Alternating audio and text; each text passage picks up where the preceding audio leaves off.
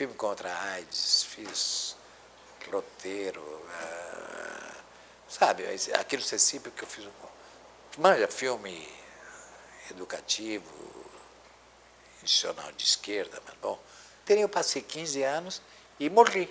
Morri em 96, eu tinha feito um troço para televisão, ZDF, Padre Cícero, que é uma mediocridade. Tinha feito o vídeo do lixo, que eu gostava muito, mas não existe vídeo assim, né? E o Santa Marta, e tinha feito um filme em 88, terminou em 91, chamado Filho da Memória, em 16mm, que ninguém viu. Depois de 8 anos, 5 anos, passou na televisão, e pouco e tal. Mas, enfim, que é um filme também com mil problemas. E daí, em 96, ele falou, estou morto, vai continuar a viver. Meus filhos estão mal criados já e não adianta mais nada. Vai que continuar? A minha vida não tem sentido. E não tinha, meu. Daí eu fui ao Avelar, um dia meio bêbado, num coquetel aí, e falei com ele que queria fazer um filme só falado sobre religião. E ele, que é um cara do cacete, se ele tivesse que consultar uma assembleia, não, ele tomou a peito e, contra toda a noção de legalidade besta, ele falou, a gente faz. Daí inventei um roteiro, que na verdade eu tinha entrevistas de uma antropóloga no Morro lá, então eu botei coisas telegráficas, o que diziam as pessoas, botei uma epígrafe de um escritor, que é sempre bom, né? Uma epígrafe de um escritor Shakespeare, né? Sabe, você põe na frente, aí o cara já fala, porra, a Bíblia, sempre é bom ter um troço assim no começo. Enfim, mas daí o Avelar entrou, ali o filme entrou com 180 anos para eu fazer esse filme, que eu disse a ele, quero fazer um filme só falado, 70 horas de fala sobre a trajetória religiosa, não sei o quê, num lugar só, que nenhum cara do mercado ia dar. E graças a isso eu pude fazer, depois ganhei um prêmio da igreja da América Latina, de $30.000, e depois o Itaú Cultural me deu um prêmio de R$70.000, e graças a isso o filme pôde ser feito. Mas aí, então eu digo, essa é a minha segunda ressurreição. Era mais ou menos março. Eu tinha lançado em janeiro, Babilônia, era mais ou menos março. E já tinha ideia do filme do prédio, que a Consuelo Lins falou para mim e eu roubei dela. Ela aceitou o roubo. Era fazer um prédio, com aquela tinha escritório num prédio. Eu roubei. Ela não reclamou. E daí você tem que encontrar um troço novo. E o meu problema é o seguinte, eu preciso de um espaço fechado, né? Uma favela, está lá. Um lixão, é aquele, não outro. Um prédio. A graça do filme é isso, tem que achar um prédio, não sei se tem gente que interessa lá, mas tem que ser naquele prédio. Se no vizinho morar um cara maravilhoso, não entra. A regra do jogo é esse. Ah, não, tem um cara na Souza ali maravilhoso. Não, não entra. O filme é sobre um prédio. Então essa é a regra básica. Mas daí quando você fecha no lugar, foi uma prisão? Não, já fizeram muitos. No manicômio eu não posso filmar, porque quem vai autorizar a imagem, sabe? Daí chegou um ponto, vou filmar onde? No elevador? Começa a ficar um troço.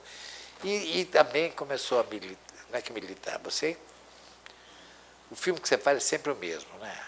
Assim como escritor, você faz sempre o mesmo filme, mas não é o mesmo e é o mesmo, mas tem sempre alguma coisa diferente, com pesquisa, sem pesquisa. O tipo de filme que eu faço, embora alguns não funcionem assim, não fala sobre o Bush, o Lula. Eu fiz um filme sobre os peões, mas não era o Lula. Mas tinha um gancho histórico que atrapalhava. Mas fala sobre a vida das pessoas, o cotidiano. O cotidiano das pessoas, todas, pelo menos tem coisas que são básicas, né?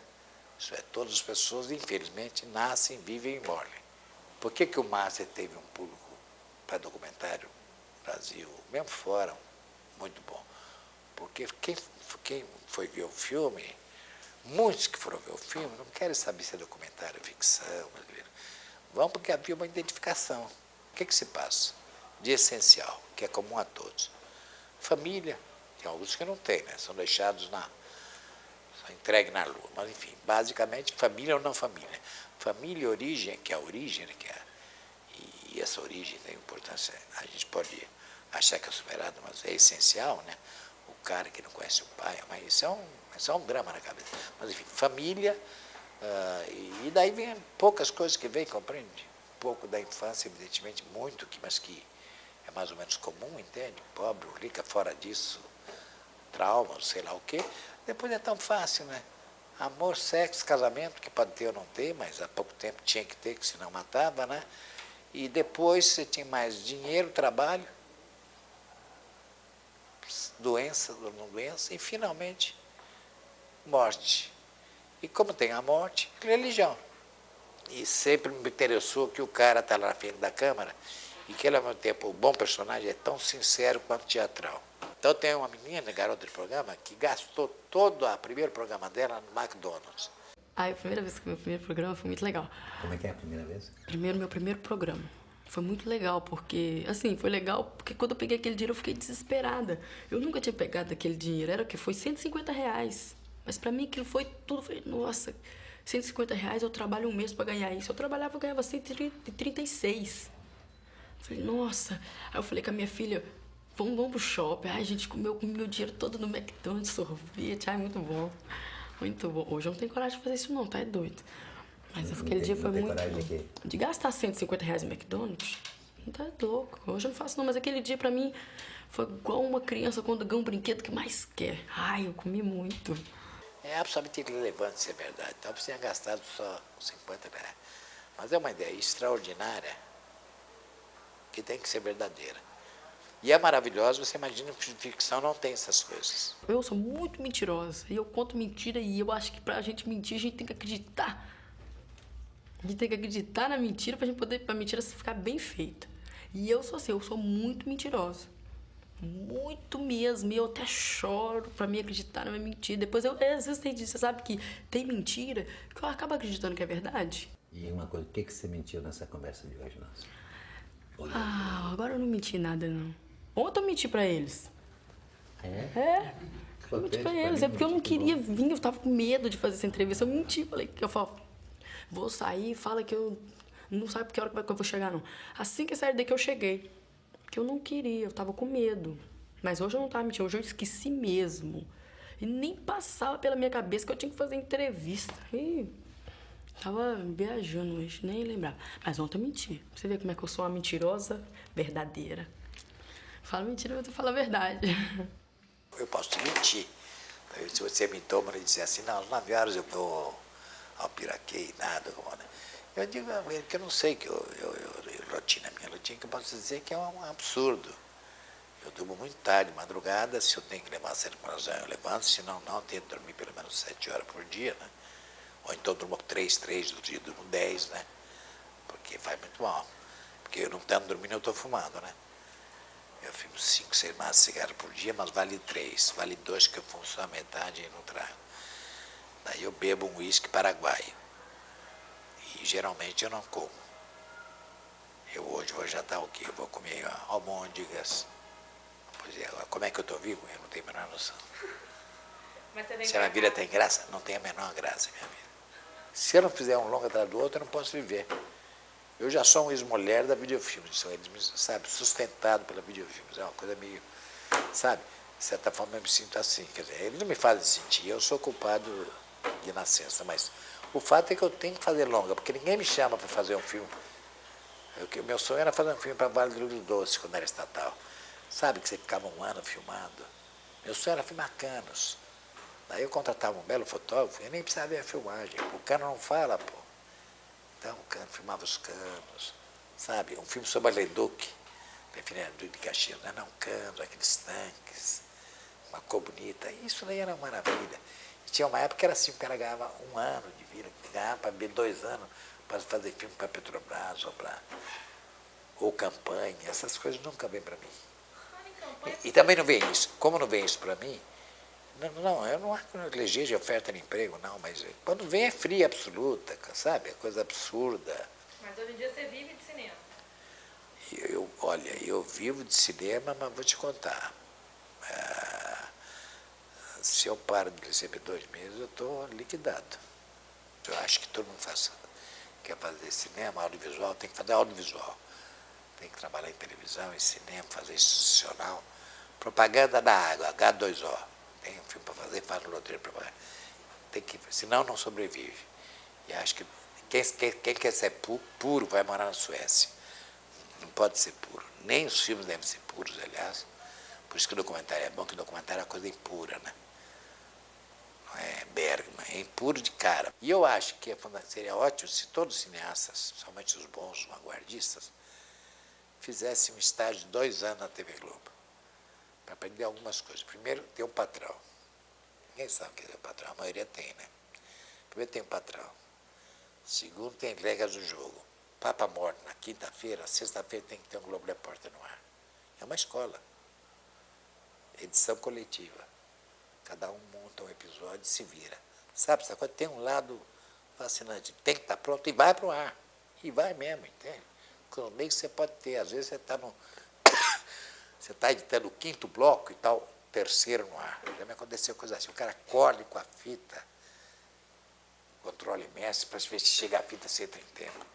Às vezes você tem que botar a identificação dos caracteres, aquela maquininha, enquanto está dando o filme. O Irairá, que teve um troço. É fascinante como desafio. Você ficar 36 horas sem dormir, entende? Ao lado de coisas mais documentárias, você tinha mais tempo. Então, o que você aprende? Você aprende isso.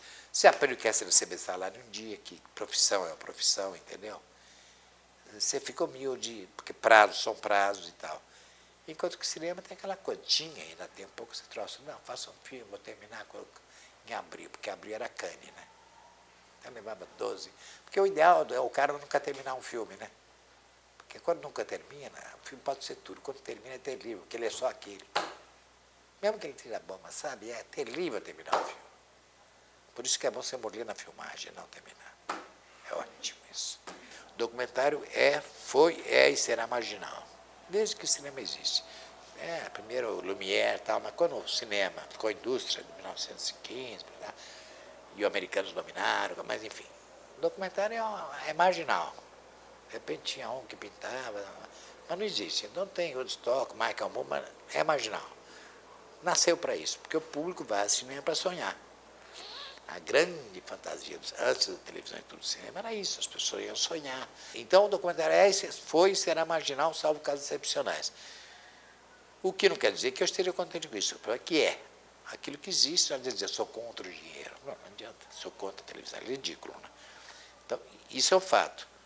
A gente acha que quem faz o documentário gostaria que essa margem aumentasse.